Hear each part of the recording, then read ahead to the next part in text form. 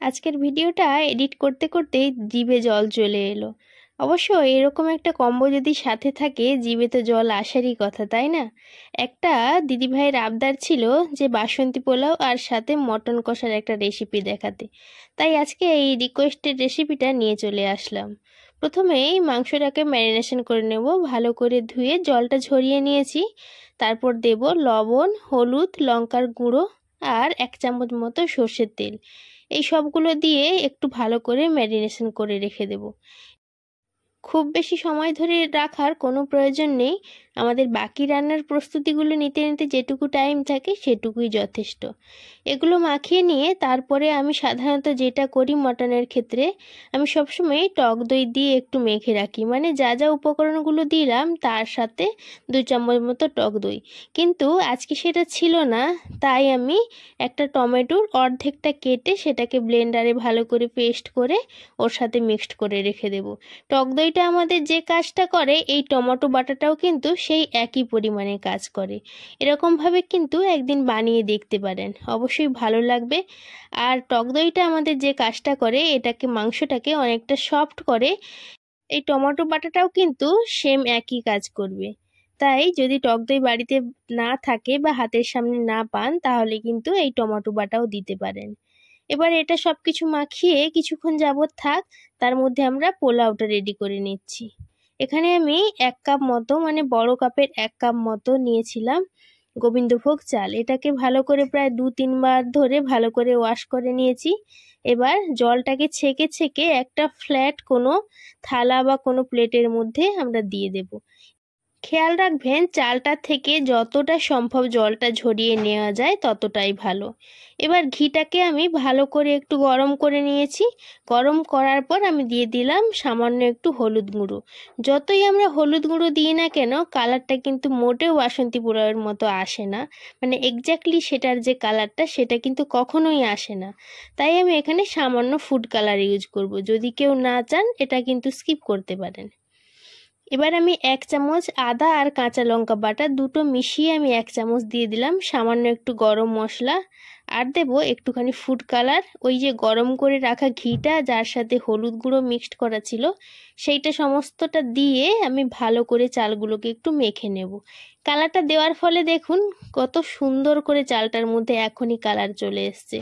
আমি কালার ছাড়াও বানিয়ে দেখেছি, যতই কালার ছাড়া বানান না কেন হলুদ গুঁড়ো দিয়ে কখনোই কিন্তু ঠিক একদম কালারটা আসে না। হয়তো আমার প্রসেসিংটা ভুলও হতে পারে, যদি কেউ ঠিকটা জেনে থাকেন তাহলে অবশ্যই কমেন্টে জানাবেন। এরপর একটা তাওয়ার মধ্যে, মানে কড়াইয়ের মধ্যে সাদা তেল গরম করে নিয়েছি।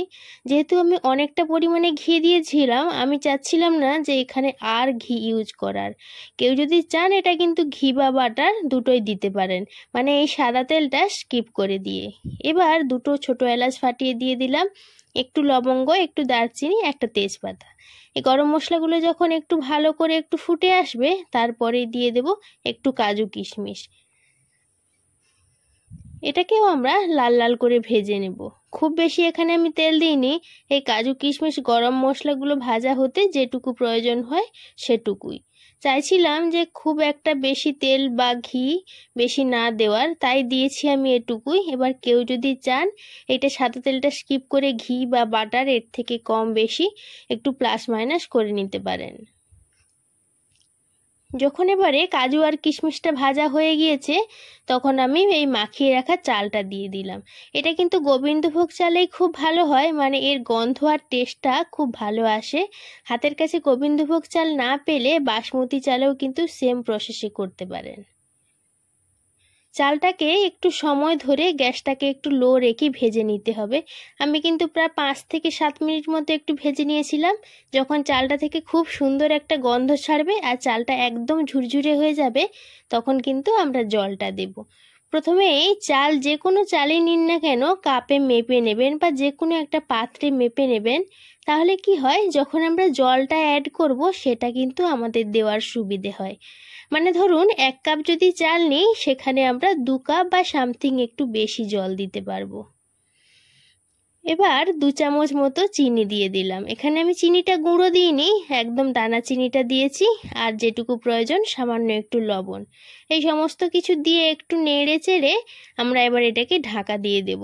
আর এই সময় কিন্তু গ্যাসের ফ্লেমটাকে একদম স্লোতে রাখবেন, যতটা কম রাখা যায়।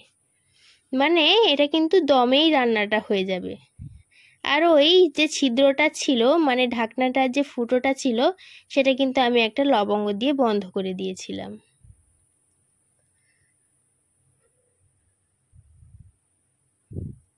কিছুক্ষণ পর, প্রায় 5 থেকে 6 মিনিট পর একটু খুলে দেখছি। তারপরে একটু নেড়ে চেড়ে দেবো, যাতে চালগুলো উপরে নিচে ভালো করে হয়ে যায় আর সবগুলো একদম সম পরিমাণ কুকড হতে পারে।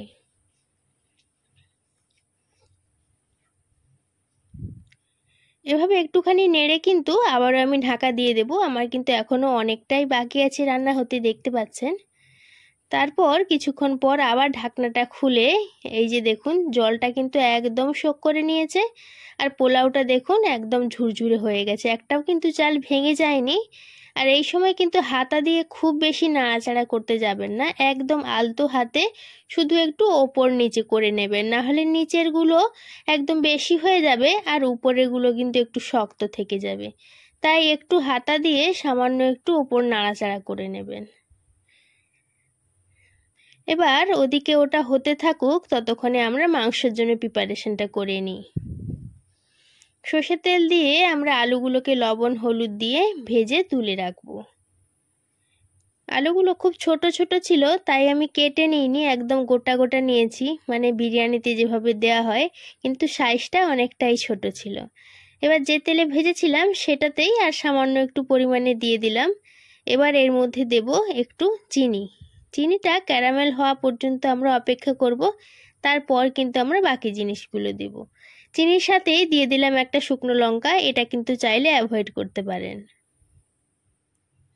লঙ্কাটাও লাল হয়ে যাবে আর চিনিটাও ক্যারামেল হয়ে যাবে, তারপরে আমরা দিয়ে দেব পেঁয়াজ কুচি।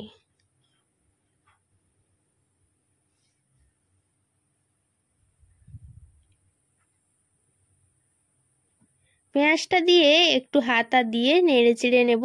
পেঁয়াজটা কিন্তু এখানে আমাদের লাল লাল করে ভেজে নিতে হবে। যতক্ষণে পেঁয়াজটা ভাজা হচ্ছে ততক্ষণে পোলাওটা খুলে দেখি, এতক্ষণে একদম পারফেক্টলি হয়ে গিয়েছে।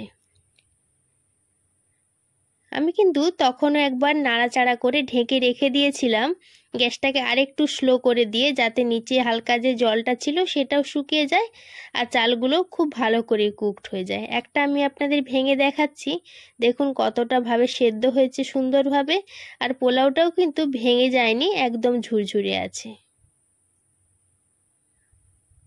যেহেতু এটা গোবিন্দভোগ চাল, চালটা অনেক ছোট, এটা কিন্তু হতে খুব একটা বেশি সময় লাগে না।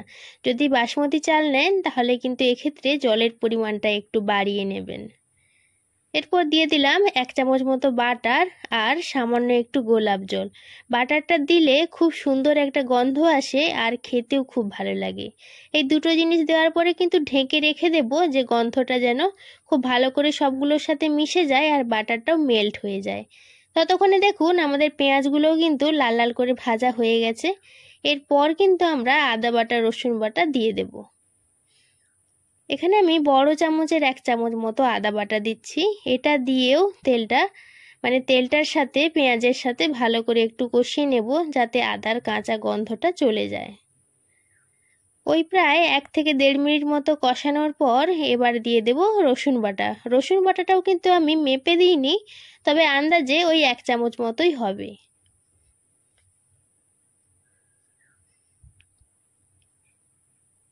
এই সমস্ত কিছুকে ভালো করে একটু সময় লাগিয়ে একদম গ্যাসের ফ্লেমটাকে লো টু মিডিয়াম করে ভালো করে কষিয়ে নিতে হবে। আর তারই সাথে গুঁড়ো মশলাগুলো অ্যাড করে দিচ্ছি। দিলাম 1/2 চামচ হলুদের গুঁড়ো, 1 চামচ লাল লঙ্কার গুঁড়ো। এটা কিন্তু যে ঝাল লাল লঙ্কাটা হয় সেটা। এবার এই সবগুলো জিনিস দিয়ে ভালো করে একটু তেলের সাথে মশলাগুলোকে আর শুকনো মশলাগুলোকে কষিয়ে নিচ্ছি। মশলাগুলো শুকিয়ে এসেছে, তাই সামান্য পরিমাণে একটু জল দিয়ে দেব।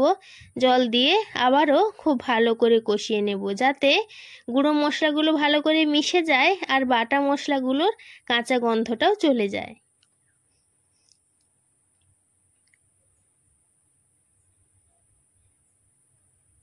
এখনো পর্যন্ত কোনো লবণ দিইনি, তাই দিয়ে দেব 1 চামচ পরিমাণ লবণ। আর 3টে কাঁচা লঙ্কা। লঙ্কাটা আমি চিড়ে দিইনি, শুধুমাত্র ফ্লেভারের জন্য দিয়েছি। কেউ যদি ঝালটা বেশি পছন্দ করেন তাহলে কিন্তু লঙ্কাটাকে চিড়ে দিতে পারেন। সবগুলো খুব ভালো করে কষিয়ে নিয়েছি আর উপর থেকে কিন্তু তেলটা ছেড়ে দিয়েছে। এবার মাংসটাকে দিয়ে দেব।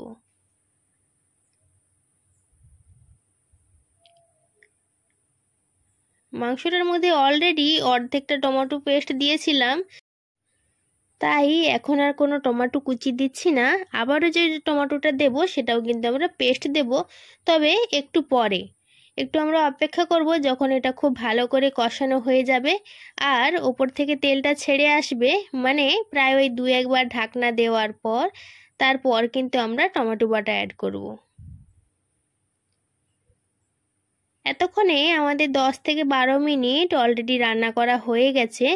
এরপর কিন্তু আমরা টমেটো পেস্টটা দিয়ে দেব। এখানে আমি নিয়েছিলাম ওই অর্ধেকটা টমেটো আর তার সাথে 3টে ছোটো এলাচ, একটুখানি দারুচিনি আর 1 চামচ মতো জিরে। এই সবগুলো জিনিস কিন্তু আমি পেস্ট করে নিয়েছি। এবার এটা আমি দিয়ে দিলাম। এটা একটু জল দিয়ে ব্লেন্ডারে ব্লেন্ড করে নিয়েছিলাম, তাই একটু পাতলা হয়ে গেছে, তাই এটা আমি একটু জল জল দেখাচ্ছে। এবার এটা দিয়ে ঢাকনাটা ঢেকে দেব। এভাবে করে প্রায় 2-3 বার করে ঢেকে ঢেকে কষিয়ে নেওয়ার পর চাইলে কিন্তু প্রেসার কুকারে দিতে পারেন বা এভাবেও রান্না করে নিতে পারেন।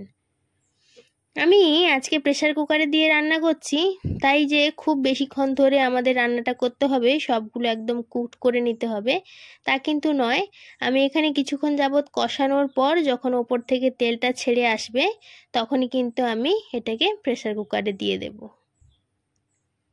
তবে এই কড়াইতেও কিন্তু আমাদের একটু সময় ধরে গ্যাসটাকে একটু লো করে আমাদের এটা কষিয়ে নিতে হবে, যাতে এর টেস্টটাও খুব ভালো আসে আর এটার থেকে যে গন্ধটা আসে সেটা যেন চলে যায়। এবার আলুগুলো দিয়ে একটু নাড়াচাড়া করে নেব, মানে যেটুকু জল ছিল সেটুকু যেন আরেকটু শুকিয়ে যায়, সেভাবে আমাদের নাড়াচাড়া করে নিয়ে যখন ওপর থেকে তেলটা এভাবে ছেড়ে দেবে আর কালারটা এরকম চলে আসবে তখন আমরা কিন্তু এটা প্রেসার কুকারে দেব। এবার আবারও বলে রাখি, যদি কেউ প্রেসার কুকারে না দিতে চান তাহলে কিন্তু এইভাবে করে আরও প্রায় 20 থেকে 25 মিনিট রান্না করে নেবেন। এবার আমি তুলে উঠিয়ে নেব। আমি ডাইরেক্ট কুকারের মধ্যে দিয়ে দিচ্ছি। দেওয়ার পর ওই কড়াটার মধ্যেই যেটুকু পরিমাণে আমি জল দিতে চাই সেটা গরম করে কুকারে দিয়ে সিটি মেরে নেব প্রায় 6 থেকে 7টা। ওদিকে ওটা হতে থাকুক আর এরই ফাঁকে আমি পোলাওটা আপনাদের দেখাচ্ছি। কতটা ঝরঝরে হয়েছে সেটা আপনারা দেখলেই বুঝতে পারবেন।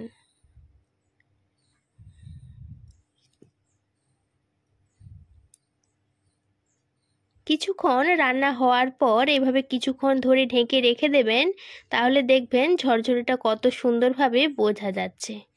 প্রায় 7 থেকে 8টা সিটি দেওয়ার পর কুকারটা বন্ধ করে দিয়েছিলাম।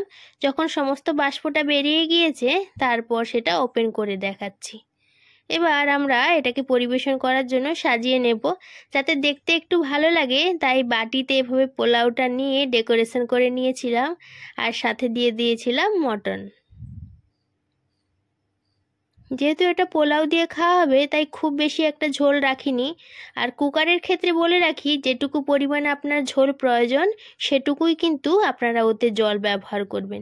দিয়ে 7 থেকে 8টা মতো সিটি দিয়ে দিলেই যথেষ্ট। আর ওটা যখন সিটি দেবেন তখন কিন্তু লবণটা অবশ্যই চেক করে নেবেন। আমার একটু কম মনে হয়েছিল তাই আমি লবণটা দিয়ে নিয়েছিলাম। আর মাংসটা কিন্তু একদম সফট হবে, যেহেতু আমি ওখানে টমেটো বাটা ব্যবহার করছি। আজকের আয়োজন আমার এই পর্যন্তই। ভিডিওটি কেমন লাগলো অবশ্যই কমেন্ট করে জানাবেন। আপনাদের এই ছোট ছোট কমেন্টগুলি আমাকে আরও উৎসাহিত করে তোলে নতুন নতুন ভিডিও বানানোর ক্ষেত্রে। আজকের মতো এখানেই বিদায় নিচ্ছি। ভিডিওটি যদি আমার ফেসবুক পেজ থেকে দেখে থাকেন তাহলে অবশ্যই ফলো করবেন। যদি আমার ইউটিউব চ্যানেল থেকে দেখে থাকেন তাহলে সাবস্ক্রাইব করে পাশে থাকার অনুরোধ রইল। সবাই ভালো থাকবেন, সুস্থ থাকবেন। আবার নিয়ে চলে আসবো নতুন কোনো একটি ভিডিও। দেখা হবে নতুন কোনো রেসিপিতে। আজকের মতো এখানেই বিদায় নিই। টাটা।